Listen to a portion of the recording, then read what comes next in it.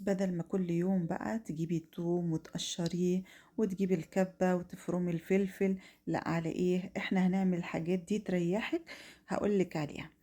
اول حاجة بجيب التوم وبقشره وبحطه في الكبة، وهحط عليه معلقة صغيرة من الملح.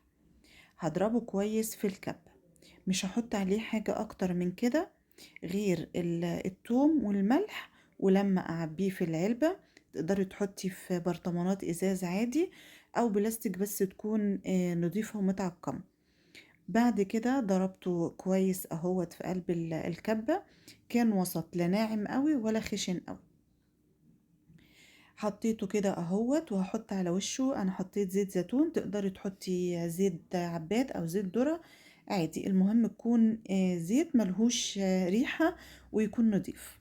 ده اول علبة معايا اهوت. تاخدي من التوم كده وتقلي وتعملي الملوخية وحاجات كتير جاهز معاكي. اعملي بالترتيب زي ما انا عاملة كده. عملت اول حاجة التوم.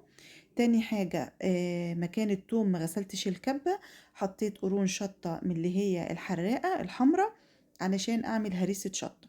برضو هتكون مكوناتها ايه، مش هتكون اكتر من الشطة. وهحط عليها معلقة ملح صغيرة، وهضربها في الكبة وسط برضو، لا ناعمة قوي ولا خشنة قوي.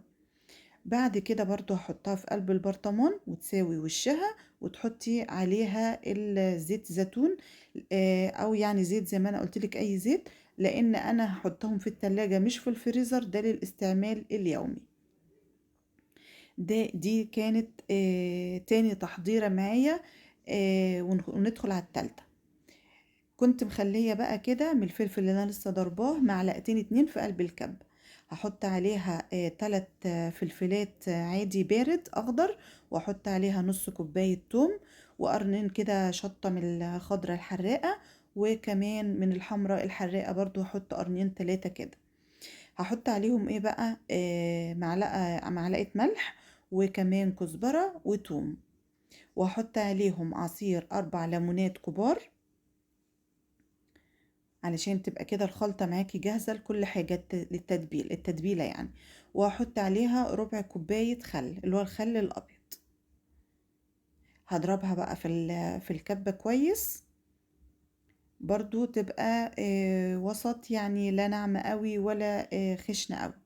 هعبيها في قلب البرطمان كده، وهحط عليها على وشها الزيت.